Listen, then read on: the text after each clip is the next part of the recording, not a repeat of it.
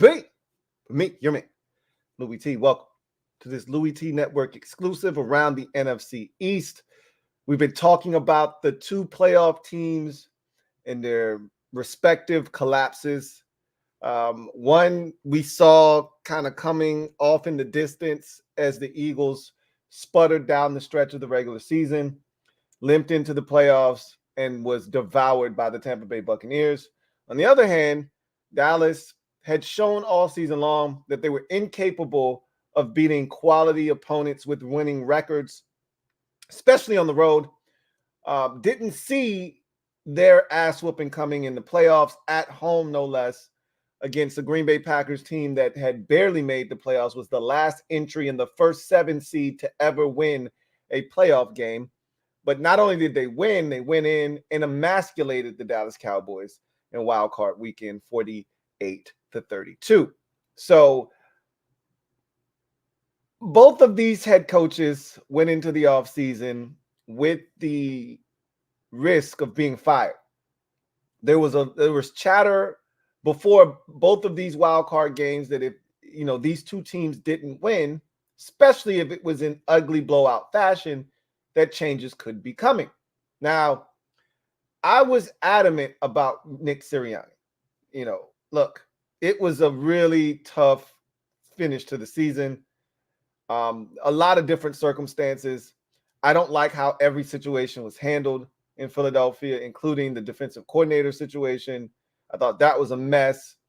How they've been calling plays offensively, I've questioned it all year long. Anybody that's been watching me knows I've been hypercritical of Brian Johnson.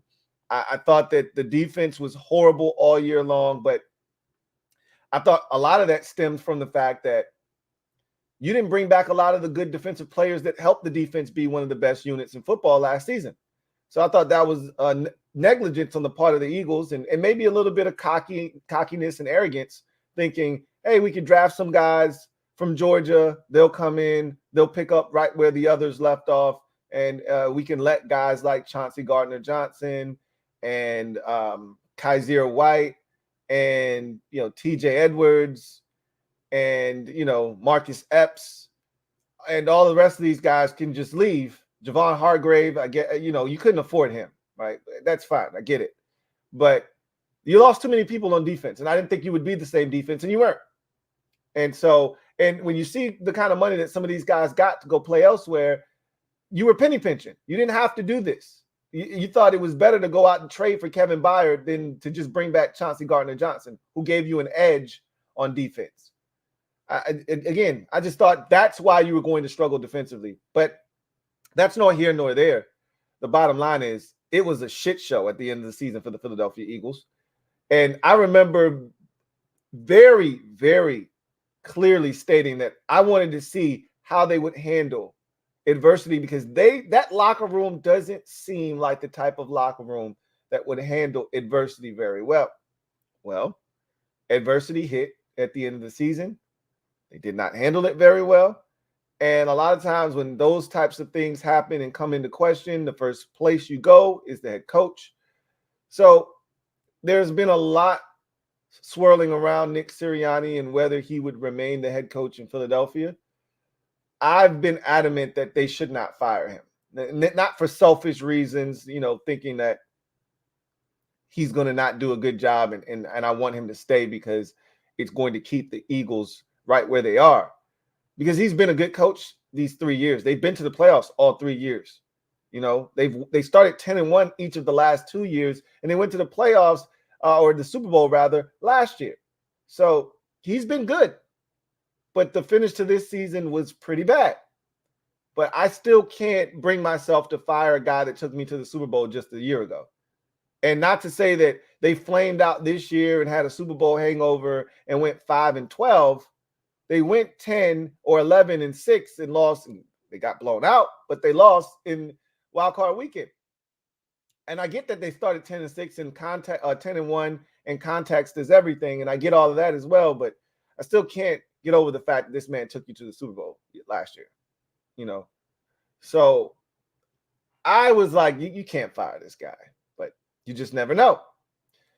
Meanwhile, in Dallas, Mike McCarthy Finished the season off with a bang against Washington, scored 40 some odd points. Went into the playoffs with an abundance of confidence. Dak Prescott turned in one of the best seasons of his career. Offense is buzzing. CeeDee Lamb set all kinds of franchise records. This defense is a quality unit. They've got a legitimate and serious shot to do some damage in the playoffs. And if the thing, if the ball bounces their way, who knows? They could end up in the Super Bowl. Well, they get smoked in wild card weekend at the crib by a young upstart Green Bay Packers squad, and it wasn't even close. And there were some things that I questioned during the game with the Dallas Cowboys, and then hearing some of the sound bites, seeing some of the sights.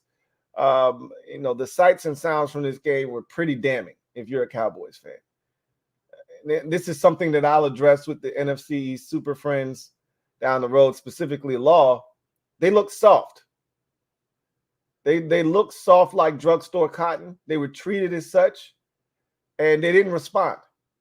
To me, the demeanor of a team is directly connected to the head coach. I feel like a team takes on the personality of the head coach. And the Cowboys seemed very, very tepid in this game. Started early with CeeDee Lamb needing to be consoled, it seemed like, on the sidelines, only down 7-0. Oh no, Jair Alexander pushed me in my back. I don't know what to do. We'll address that at some other point in time. But I'll just say this. McCarthy has won 12 games 3 years in a row. 12-5, 3 years in a row. Won the division 2 out of those 3 years. Been eliminated in each of those 2 division-winning seasons at home. So that's pretty damning. Did win a playoff game last year, but lost in the divisional round to the 49ers. Dak Prescott continues to struggle in the postseason. That's an understatement. But this team has won and won big under Mike McCarthy. And again, 3 12-win seasons in a row. It's hard to can a guy after that. But at the same token, I understand where, some fans may feel like this guy can't get us over the hump. I've seen instances where changes needed to be made, even though success was being had specifically in the regular season. Changes needed to be made to get the team over the hump. Exhibit A is Tampa Bay Buccaneers. They just couldn't get over the hump with Tony Dungy. You bring in John Gruden. He adds a little sauce, and he gets them where they ultimately couldn't go, the Super Bowl, and they win it. Sometimes change is necessary, even in the face of success. I'm not sure if this was the time to make the change or not. I can tell you, if I were a Dallas fan, unlike the Eagles, where I'm like, nah, I'm not really for making a change, I would have probably moved on from Mike McCarthy for this reason. You're not going to incur a better crop of coaches looking for work than the one that you will encounter this offseason. I mean, there are some rock star names at the top of this list, any of which, if they could deal with Jerry Jones's shit, which is probably the reason why it doesn't even matter, but the list of candidates this year is unlike any other we've ever seen. I mean, you're talking about Bill Belichick, one of the winningest head coaches in NFL history. Mike Vrabel, who to me is one of the best in-game strategists and one of the best coaches, to me, getting the most out of whatever it is you give him. And the Cowboys have, you could argue, the most talent in all of the NFL. You give him that Cowboys roster, I'm afraid, as a rival in the division, I'm afraid if they got Mike Vrabel as their head coach. I'm not afraid of, and never will be, of Mike McCarthy. I mean, the list goes on and on, right? Jim Harbaugh is out there. Ben Johnson. Bobby Slowick is going to be a name that is going to be hot. Mike McDonald, the coordinator for the Baltimore Ravens, defensive coordinator for the Ravens. I mean, the list is long, and it is as talented as it gets. And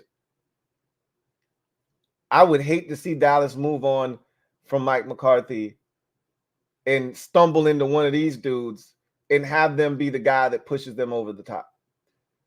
So right now, as it stands, McCarthy's back.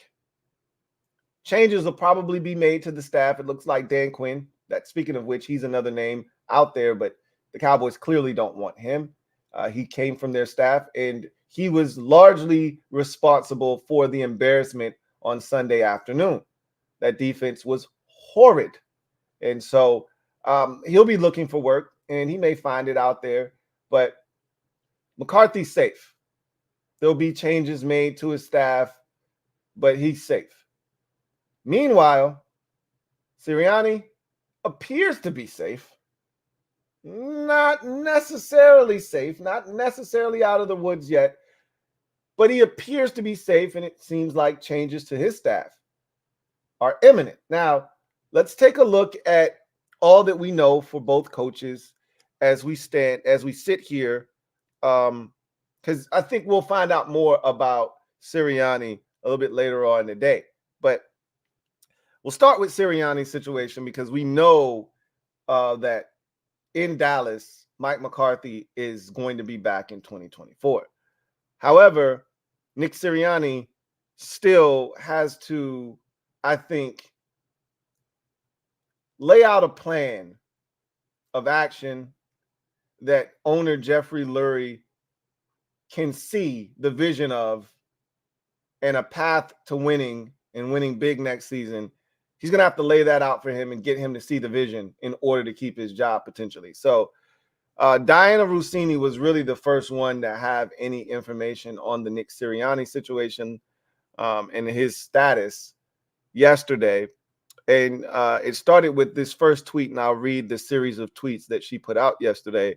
And really, everyone else has been kind of echoing what Diana Rossini put out there first. Ian Rappaport, Adam Schefter, all of them are kind of just recycling what Diana Rossini had said earlier in the day. So Rossini writes, both Eagles GM Howie Roseman and head coach Nick Sirianni have been reaching out to available NFL coaches and coordinators, as well as coaching agents across the league to evaluate potential coordinator candidates to join their coaching staff as they plan for the 2024 season. So that led most Eagles fans to be in an uproar, wanting to know what the hell is going on. Why are we keeping Nick Sirianni? And to that, Diana Rossini quickly responded an hour later. Though this may suggest that Nick Sirianni is safe, I'm told he has not met with owner Jeffrey Lurie, something that was not possible today because of logistical issues. Until that meeting happens, all bets are off. So again, she reinforced that while they're out shopping around looking for potential coaching staff upgrades, specifically at the coordinator positions, they're not safe, or Sirianni's not safe necessarily. He's just doing the due diligence of trying to put together a plan that he can approach owner Jeffrey Lurie with that can sway him to giving Nick Sirianni a second shot, right? Another chance. Diana Rossini then follows up with her final tweet regarding this situation. Nick Sirianni will meet with owner Jeffrey Lurie and will be expected to have a plan for how he's going to improve the Eagles. This will include a pitch on potential new coordinators and assistant coaches, per sources. This is why coaches around the league have been contacted. So she clarifies everything and kind of puts a nice, neat bow on the situation, pretty much saying, look, this is why he's been contacting coaches, coordinators, and agents, because he's looking to find out who's interested so he can put together a plan of action that he can present to Jeffrey Lurie that can maybe sway him in the direction of retaining Nick Sirianni. So we're going to find out a lot today. I think that meeting is supposed to take place today. and we'll find out a little bit more as to what is going to happen. Generally speaking, with these situations, and I made the comment yesterday on my podcast in passing, like, I don't know if y'all have been paying attention, but seems like Mike McCarthy's going to keep his job in Dallas. That's what all signs point to. And generally, as time progresses in these situations, usually, not all the time, as we saw with Bill Belichick, they met, they talked, it drug on for a few days, and then he was, relieved of his duties, or there was a mutual parting of ways in New England. But usually how it goes is what happened in Chicago. The longer you take, the more likely it is that guy's going to be retained. Changes will be made, of course, and we saw them fire pretty much all of their offensive staff. But that's usually how it goes. The longer that this draws out, cooler heads prevail. In the moment, it looked like both of these guys were going to be fired. But what you have to understand is there's a lot of emotion that comes from losing and having your season ended, especially when you had Super Bowl aspirations. It's a lot of emotions that are free flowing at that moment, and you can't make a decision off the cuff at that moment because you're going to be making it out of frustration and disappointment. You take a little bit of time to exhale, to allow the situation to breathe, and then as you become more clear-headed, you make a very informed decision. That is what Jerry Jones essentially has done. I don't blame him for the decision that he's made. I don't agree with some of the things that are in this statement that he has put forth that I'm about to read to you. But one thing is for sure, McCarthy has had great success in the regular season. He's had some success in the postseason as well, albeit with a Hall of Fame quarterback. That's not what you have in Dallas. And so I don't know if he's capable of, and he's had a lot more failures than success. And when I say that, I'm not talking about win-loss. I'm talking about expectations. The Packers should have won more than one Super Bowl in his time in Green Bay. They had too many really good seasons, too many years where they were clearly the best team in the NFC, and you could argue best team in the NFL, including a 15-1 season in which they didn't make it out of the first playoff game that they played in. Sound familiar if you're a Cowboys fan? I don't think he's the man to lead you to where you ultimately want to go. He'll win you some regular season games. He's proven that he can do that over the life of his career, whether you're talking Green Bay or Dallas. But he's also proven that he can't get it done in the postseason. He's won a Super Bowl. And again, I can easily go back to that Super Bowl and tell you that if Rashard Mendenhall doesn't fumble, probably not beating the Steelers in that Super Bowl either, and he probably don't have a Super Bowl. He probably doesn't have a Super Bowl to his name, but that's no here nor there. He did win the Super Bowl. Anyway, this is from John Machota, who is a beat reporter that's been covering the Cowboys forever, right? One of the more prominent Dallas Cowboy beat reporters, John Machota, tweeted out this statement that was issued by Jerry Jones yesterday in the wake of all of the rumors surrounding Mike McCarthy and whether he would be fired or what direction the Cowboys would go in. Cowboys owner Jerry Jones issued this statement. Quote, "I believe this team is very close and capable of achieving our ultimate goals, and the best step forward for us will be with Mike McCarthy as our head coach. There is great benefit in continuing the team's progress under Mike's leadership as our head coach. Specifically, there are many layers of success that have occurred this season as a result of Mike's approach to leading the team, both with individual players and with our team collectively. Mike has the highest regular season winning percentage of any head coach in Cowboys history, and we will dedicate ourselves in partnership with him to translating that into reaching our postseason goals. Certainly, Mike's career has demonstrated postseason success at a high level, and we have great confidence that that can continue. Further, Our loss on Sunday is shared by everyone here, not just Coach McCarthy, our players, our coaches, our front office, myself. There is accountability for our results. I am accountable for our results. The lens we use to view and evaluate Coach McCarthy is holistic. While we were disappointed with, or while we were all disappointed with the results on Sunday and with our playoff record, I am 100% supportive of him as our head coach and ability to reach our goals. We will start our process of review and decision making regarding everything that impacts our team and roster. And while we're not going to address specific players or extensions of free agents at this point, it deserves our deepest review and consideration, and it will get it. Closed quote. So essentially, he's not firing Mike McCarthy. He feels like McCarthy gives them the best chance to win. I don't disagree with a lot of what was said there. You know, he does have the highest win percentage of any Cowboys head coach in the regular season. They have been playing well. A lot of individual goals and team goals have been met, again, in the regular season under his tutelage. We saw Dak Prescott play his best football of his NFL career. You don't want to snatch the rug from under him. If you're bringing him back, he's not going anywhere. His contract suggests that. So it makes a ton of sense to bring back Mike McCarthy and just run it back again and see what happens. But again, it's not going to get any easier, right? As you can see, teams like Green Bay are getting better. The 49ers aren't going anywhere anytime soon.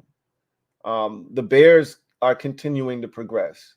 Just in the conference I'm talking about. I'm not even talking about on the other side of the bracket. I'm just talking about the NFC. We talked about how this conference really didn't have a lot. You see what the Lions are doing, and they're not going away anytime soon, right? So the rest of the conference is catching up to what it is you're doing. Your schedule is going to be tough next year, right? You're going to have to do it again. And now we're going to see what you're made of, because you're going to have to play the 49ers again next season. You're going to have to play the Lions again next season. And who knows, it may be in Detroit this time around. You know, you're going to have to play some of the teams that are getting better and better and better, not to mention your division is going to be better, not just because, you know, Washington is making improvements, but the Giants aren't going to be as bad as they were a season ago. I can assure you of that. So it's going to be tough for him to duplicate the 12-5 success that he's had each of the last 3 seasons. But I think in the grand scheme of things, it makes a ton of sense to bring him back. Same with Nick Sirianni. As a fan of a rival in the division, a family member, I'm ecstatic that both of these gentlemen are going to be brought back, because to me, it doesn't really matter who the Cowboys coach is. I've been really adamant in making this statement. It doesn't matter who the Cowboys head coach is. They're not winning anything of note as long as Jerry Jones is their owner. If they had better ownership, they probably would have won 2 or 3 Super Bowls since Jimmy Johnson's tenure in Dallas already. But because Jerry Jones, you know, it was funny. The first time I read that statement that I just read to you from Jerry Jones, someone retweeted that out, and they transcribed it. And at the top, it said, statement from Dallas Cowboys owner, president, and general manager Jerry Jones. And I thought to myself, this is why they'll never win. Because Jerry is everything. He's the jury, he's the judge, he's the executioner. And Jerry thinks he knows best about everything. And he's meddlesome. And he's got his finger on everything. And when you smother something that much, it can't grow, it can't prosper. You have to let things breathe. And Jerry doesn't with this organization. He's got his nasty mitts all over every single nook and cranny of the Cowboys operation. And because of that, they're never going to win as long as Jerry Jones is in charge. And I don't know if it's going to be any better when Stephen Jones inherits the Dallas Cowboys. But whatever the case may be, I don't see any path to success, the kind that they're looking for, anytime soon. So whether McCarthy's brought back or not, it doesn't matter. The only way I think you could supersede a Jerry Jones is by having a strong figure as a head coach, like they did once upon a time with Jimmy Johnson. We all saw how that ended, right? They tried to recreate that with Bill Parcells, and it wasn't a good marriage because Parcells wasn't going to be able to deal with the shit. They weren't as talented then, but he wasn't going to be able to deal with the shit that Jerry Jones was putting him through. So I don't know if you're going to be able to recruit the type of coach that it will take to get you what you ultimately want as long as Jerry Jones is the owner. But in any event, I'm loving it. Like McDonald's, ba-da-ba-ba-ba. I'm loving that both of these coaches potentially are going to be back. McCarthy already back. Sirianni will await his fate today as he meets with owner Jeffrey Lurie. What says you out there in the comment section? What do you think is going to transpire with this situation? What do you want to see happen? What do you think should happen? And how do you feel about if both of these coaches are brought back? Whether you're an Eagles fan, a Cowboys fan, a Commanders fan, a Giants fan, or a fan of some other team in the NFL that's watching and looking out from afar, leave it down in the comment section as to how you think this is going to go or what you think should happen and what your reactions are to the fact that both of these coaches could potentially be back. I'd love to hear from you guys. Personally, I'm excited. I want both of these guys back. Not because they suck. Clearly, they've both gotten results. Each of the last 3 years, both of these teams have been in the playoffs. So it's not like they've been trash. But I don't think Sirianni's the greatest of leaders. Clearly, he's immature as an adult, okay? Clearly, I think there's some issues there that exist with Nick Sirianni. While he's a fun guy to be around and the players love it when they're up, he's not the kind of guy that I think stops the bleeding when things are going poorly. That's my biggest issue with him. And I want those kind of guys around because when adversity hits, he's not the type of guy that's going to bring that to a halt and turn things around. Things are going to manifest itself and become even worse with guys like that around. And in terms of Mike McCarthy, he's just not going to win because Jerry Jones is his owner. Whether he's a good coach or not remains to be seen. I guess there's enough data now that states that he's a good NFL head coach. You know, we can't blame it on the quarterback and him having a Hall of Fame quarterback. He doesn't have that in Dallas right now. And he's still winning and winning big in the regular season, that is. So I think he's a good coach. I don't think he's a great coach, but I think he's a really good coach. But it doesn't matter who the hell your coach is unless you get a Mike Vrabel, a Mike Tomlin, or a Bill Belichick in there. You're not winning shit with Jerry Jones as your owner, period. So I just feel damn good about whatever happens in Dallas because it doesn't matter. Jerry Jones is your owner. You ain't winning shit anyway. But I digress. Let's see. Let's get out of here. I didn't really want to come in here and hijack your day. I just didn't feel like uploading this and editing it or doing anything. I just thought I'd just jump on live, give you my thoughts, and get out of here. So that's what I'm going to do. You guys go ahead. Enjoy the rest of your day. If you're a Commanders fan, we will be live later on tonight. We got a hell of a show lined up, so don't miss it. 9:30 p. tonight, maybe 9. I think I might start it at 9 o'clock. It depends. If I've got everything that I need situated and lined up, we'll start at 9. If I don't, I need extra time, we'll go 9:30. But be prepared for 9 o'clock. Anyway, I digress. You guys get out of here. Have a good one. What do you say? Leave it down in the comment section. Also, leave a like and subscribe if you haven't already done so to the Louie T Network. That's going to do it for me, your man Louie T. Until next time, you guys have a good one. God bless. See you next time.